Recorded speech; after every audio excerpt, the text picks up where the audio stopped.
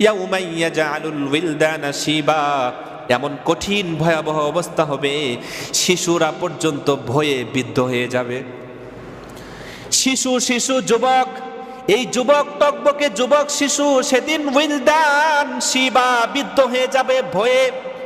এমন ভয় আল্লাহ রাব্বুল আলামিন তৈরি করবেন। প্রিয় ভাইরা আমার, এমন অবস্থা সেদিন হবে, কাউকে দুনিয়ার জীবনে রাখা হবে না, সবাই চলে যাবে, মানুষ চলে যাবে। আল্লাহ জিজ্ঞাসা করবে আর কে বাকি আছে? ফেরেশতারা বলবে কেউ নাই, আপনি রব আছেন, আর আপনার নির্ধারিত ফেরেশতা জিবরাইল, মিকাইল, ইসরাফিল তারা আছে। আল্লাহ বলবেন তাদেরও থাকার অধিকার নাই, তাদেরও চলে যেতে হবে। কুল্লু মান আলাইহা ফান, সূরা রহমান, কুল্লু মান আলাইহা ফান ওয়া ইয়াবকা ওয়াজহু রাব্বিকা যুল জালালি ওয়াল ইকরাম। সেদিন আল্লাহ পাকের সত্তা ছাড়া পৃথিবীতে আর কিছু থাকবে না। অন্য আয়াতের মধ্যে আল্লাহ বলেন কুল্লু শাইইন হালিকুন ইল্লা ওয়াজহা, পৃথিবীর সমস্ত জিনিস ধ্বংস হয়ে যাবে, ইল্লা ওয়াজহা, তবে আমার রবের একমাত্র সত্তা ছাড়া। তার মানে কিয়ামতের দিন শুধু আমার রব থাকবে, আর কিছু থাকবে না। এজন্যই তো শুনে থাকবেন আপনারা ইউটিউবে বিভিন্ন শিল্পীরা গজল গায়। কি গজল গায় জানেন? মরণেরই কথা মানুষ স্মরণ করোনা, আজরাইল আসিলে পরে কৈফত চলবে না, সে তো নামে আজরাইল হাসরে ময়দানে কালে হবে রে দাখিল। নিজের জান নিজেই নিবে, নিজের জান নিজেই দিবে, বাঁচতে পারবে না, আজরাইল আসিলে পরে কৈফত চলবে না। সুতরাং রব্বুল আলামিন সেদিন বলবেন কুল্লু মান আলাইহা ফান, সব ধ্বংস হয়ে যাবে, থাকবে কে? শুধু আমার রব আল্লাহ। সুতরাং সেদিন আসার আগে আমাদের সংশোধন হতে হবে। প্রিয় ভাইরা আমার, সমস্ত নবী পৃথিবীতে যখন আসছেন কিয়ামতের দিন সমস্ত নবী বলবে নফসি নফসি, আর আমাদের নবী বলবে ইয়া রব্বি উম্মতি, ইয়া রব্বি উম্মতি। সুবহানাল্লাহ।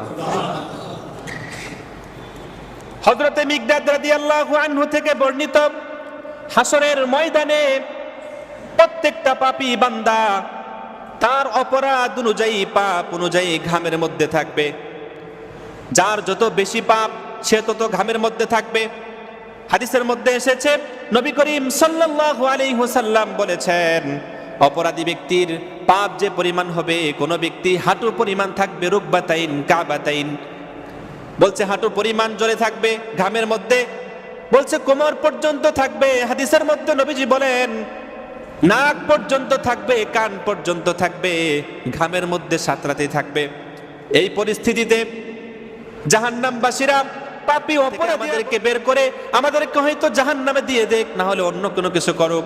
একজন আরেকজনকে বলতেছে কি করা যায়। তখন একজন বলে চলো আমাদের আদি পিতা হযরত আদম আলাইহিস সালামের কাছে আমরা যাই, গিয়ে সুপারিশ বলি যে আল্লাহর কাছে আপনি সুপারিশ করেন যেন আল্লাহ পাক রব্বুল আলামিন আমাদেরকে এই ঘাম থেকে উদ্ধার করেন।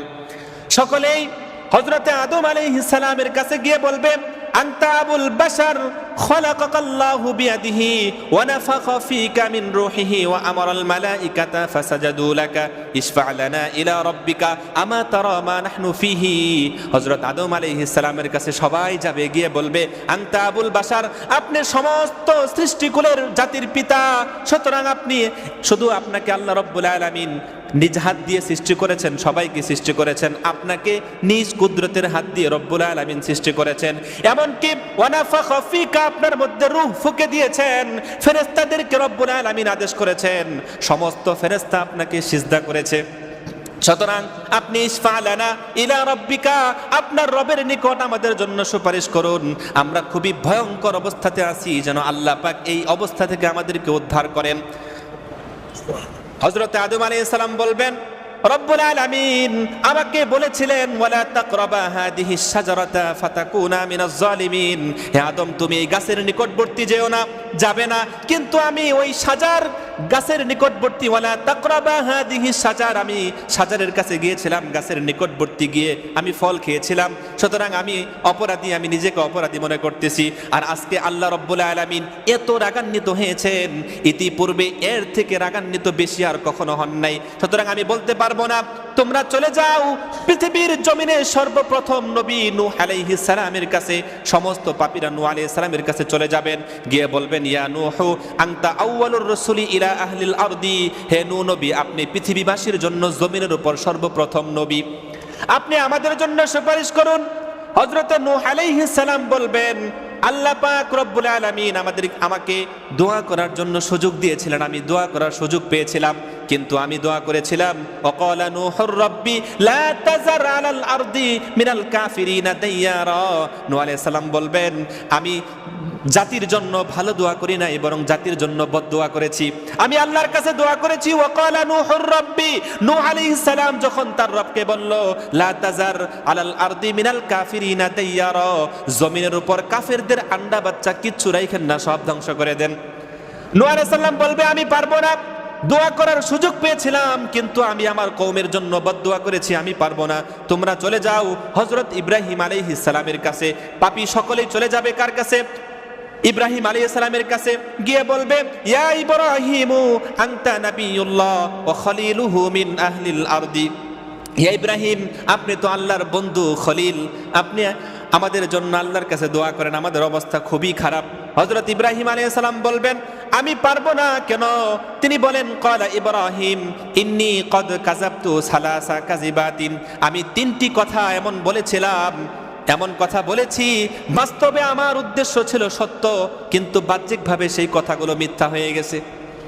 ইব্রাহিম আলাইহিস সালাম বলেন কি, ওহুয়া কাউলুহু বাল ফাআলা কাবীরুহুম, যখন ইব্রাহিম আলাইহিস সালামকে রেখে সকলেই মূর্তি পূজার মেলাতে গিয়েছিল বাবা পরিবার সহ, যখন মেলা থেকে বাড়িতে এসে দেখে সমস্ত মূর্তি ভাঙ্গা, বড় একটা মূর্তির গলায় কোরাল ঝুলায় রাখছে। জিজ্ঞাসা করছে কে করেছে? বলেছে ওদের সব থেকে বড় যেটা সেটা করেছে। ইব্রাহিম আলাইহিস সালামের উদ্দেশ্য ছিল কি? সত্য, কিন্তু হয়ে গেছে মিথ্যা। এরপরে যখন স্নান করবে, গোসল করতে যাবে, মূর্তি ডুবাইতে যাবে, তখন বলেছিল চলো, তখন ইব্রাহিম বলেছিলেন ইন্নী সাকিম, আমি অসুস্থ। উদ্দেশ্য ছিল সত্য, কিন্তু হয়ে গেছে মিথ্যা। এমনি ভাবে ইব্রাহিম আলাইহিস সালাম বললেন, ওয়াকাউলুহু বিসারাতান্নাহা উখতি, আমার স্ত্রী সারা যখন বাচ্চার কাছে ধরা খেয়ে গেল, জিজ্ঞাসা করলো কে? কারণ বাচ্চার অভ্যাস ছিল সুন্দরী মেয়ে পেলেই সে রক্ত চুষে মেরে ফেলতো, এজন্য বলেছে তার থেকে মুক্তি পাওয়ার জন্য, স্ত্রীকে বাঁচানোর জন্য বলেছে সে আমার বোন। আমি পারবো না, আমি পারবো না। হযরত ইব্রাহিম আলাইহিস সালাম বললেন, আমি পারবো না, তোমরা চলে যাও মুসা আলাইহিস সালামের কাছে।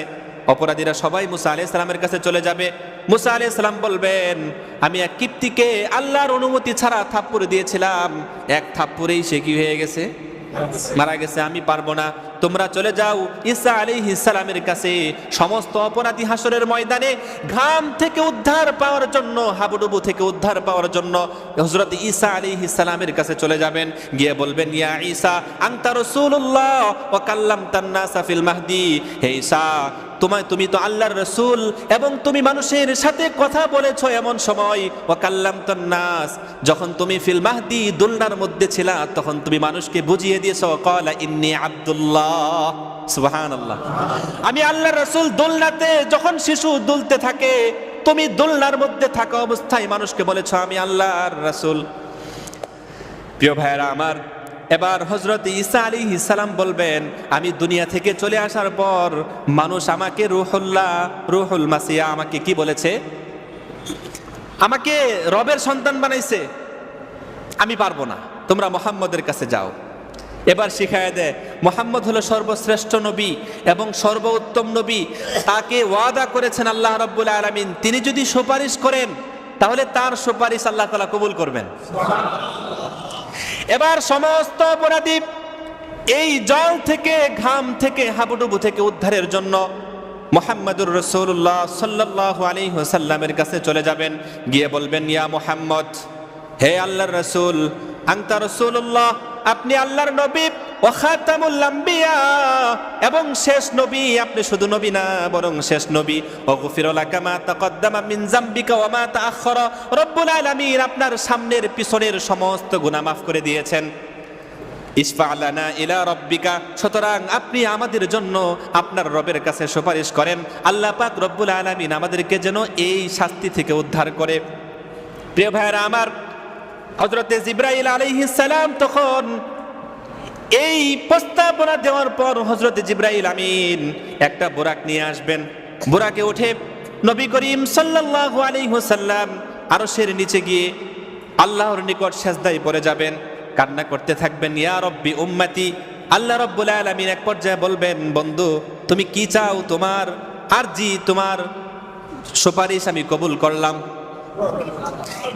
রব্বুল আলামিন যখন এই কথা বলবেন, মাথা উঠাবে না নবীজি, আবার বলবেন, হে মুহাম্মদ, যারা বিনা হিসাবে জান্নাতি তাদেরকে তুমি মাথা উঠিয়ে জান্নাতের দরজা দিয়ে প্রবেশ করাইয়া দাও, আর যারা হিসাব গ্রহণের জন্য দণ্ডায়মান তাদেরকে রেখে দাও। নবী করিম সাল্লাল্লাহু আলাইহি ওয়াসাল্লাম সিজদা থেকে মাথা উঠিয়ে যারা বিনা হিসেবে জান্নাতের উপযুক্ত তাদেরকে জান্নাতে ঢুকাবেন। জান্নাতে ঢুকানোর পর যারা হিসাবের জন্য অপেক্ষমান, সর্বপ্রথম হিসাব দেওয়ার জন্য এবার আল্লাহ রাব্বুল আলামিন বলবেন, পাঠাও কে হিসাবের জন্য অপেক্ষমান। সর্বপ্রথম হিসাব দেওয়ার জন্য দাঁড়াবে আবু বকর সিদ্দিক রাদিয়াল্লাহু আনহু। আবু বকর সিদ্দিক রাদিয়াল্লাহু আনহু যখন হিসাবের জন্য যাবেন, আল্লাহ তাআলা বলবেন, কোনো হিসাব নাই, তোমার মাফ, জান্নাতে যাও। এবার হিসাবের জন্য যাবেন হযরতে উমর রাদিয়াল্লাহু আনহু। এবার উমর কেউ বলবেন, তোমার হিসাব নাই, যাও, মাফ। এবার উসমান রাদিয়াল্লাহু আনহু লজ্জা নিয়ে মাথা নিচু করে যেতে থাকবেন। আল্লাহ বলবেন, তুমি তো বাগান কিনে মসজিদে নববীর জমি, এই সেই তুমি যত পেরেছো ইসলামের জন্য দান করে দিয়েছো, যাও, তোমাকেও মাফ করে দিলাম, কোনো হিসাব নাই। সবার শেষে 4 নম্বরে যাবেন হযরতে আলী রাদিয়াল্লাহু আনহু।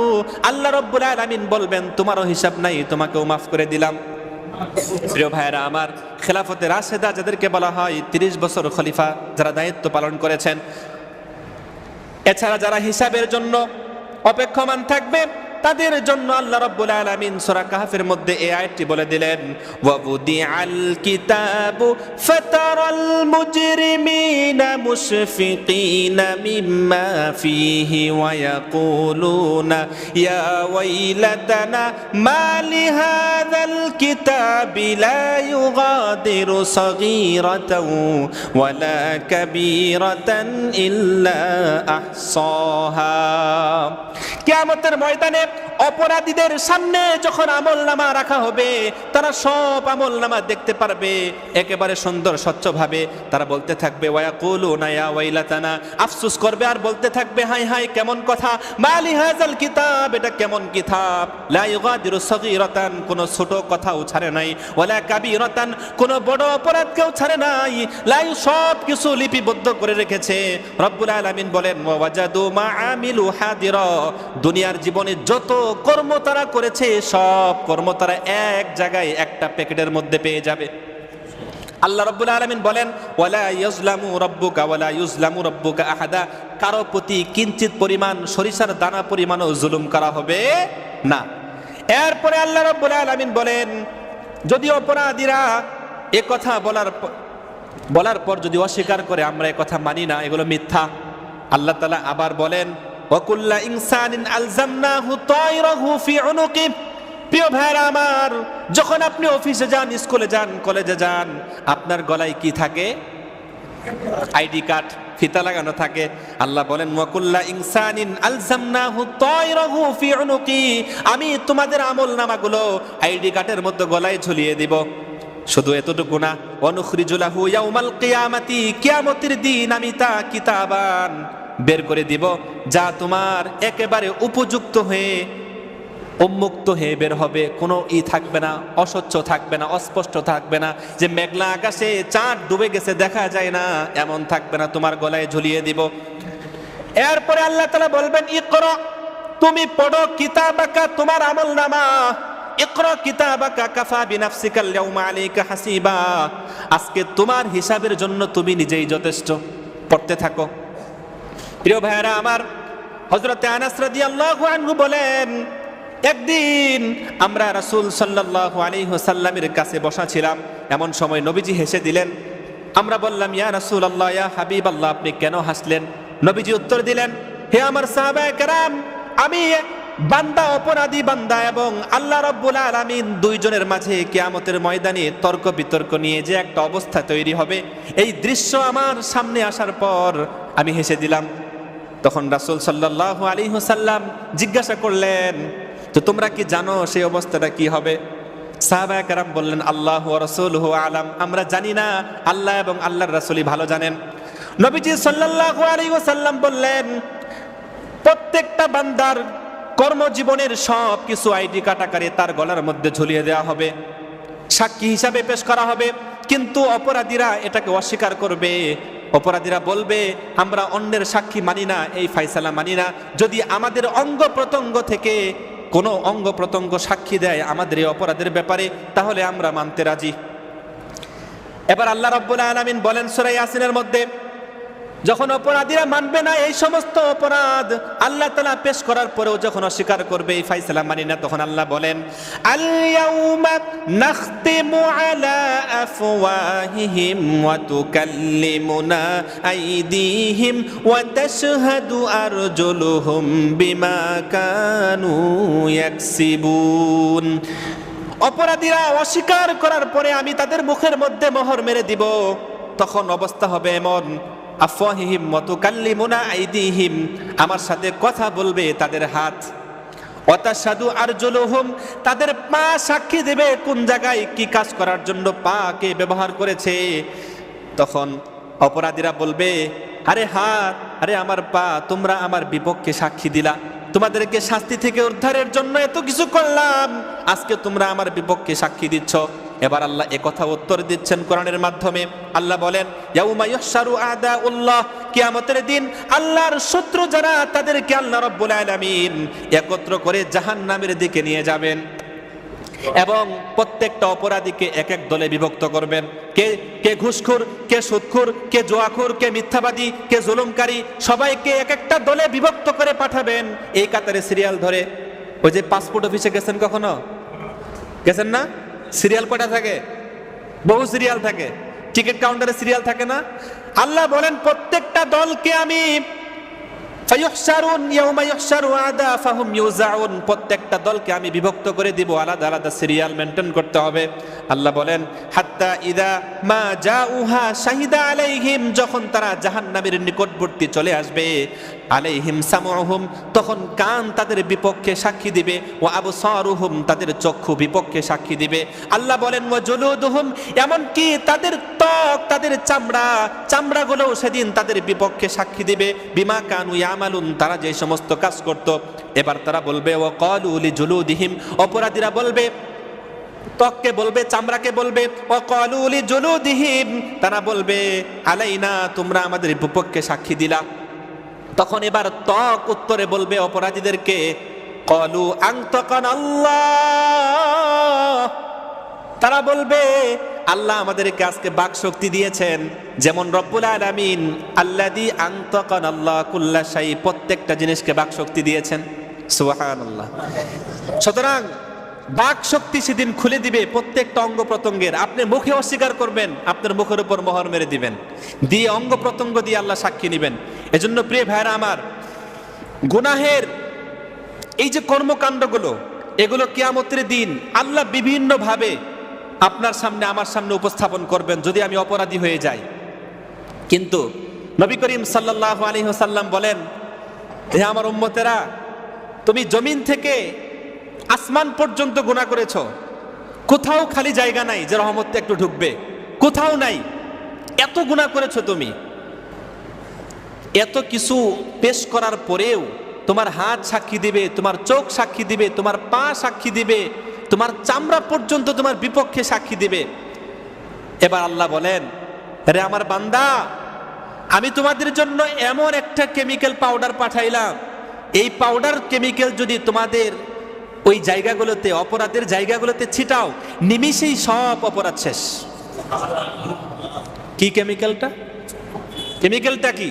আল্লাহ বলেন, قل يا عبادي الذين أسرفوا على أنفسهم لا تقنطوا من رحمة الله إن الله يغفر الذنوب جميعا إنه هو الغفور الرحيم الله أكبر এখানে আল্লাহ রাব্বুল আলামিন বলেন কুল ইয়া ইবাদ রাসূলকে বলতেছেন বন্ধু অপরাধে জর্জরিত বান্দা গুনাহের কোনো গুনাহ মুক্তি পাবে এই ধরনের কোনো আশা নাই ওই সকল বান্দাকে বলেন ইয়া ইবাদ হে আমার বান্দাগণ আল্লাযীনা আসরাফু যারা নিজের নফসের প্রতি জুলুম করেছে লা তাকনাতু মির রাহমাতিল্লাহ তোমরা আল্লাহর রহমত থেকে নয়রাশ হয়ো না কে বললেন আল্লাহ লা তাকনাতু মির রাহমাতিল্লাহ আল্লাহর রহমত থেকে নয়রাশ হয়ো না নিরাশ হয়ে যাও না ইন্নাল্লাহ ইয়াগফিরুয যুনুবা জামিআ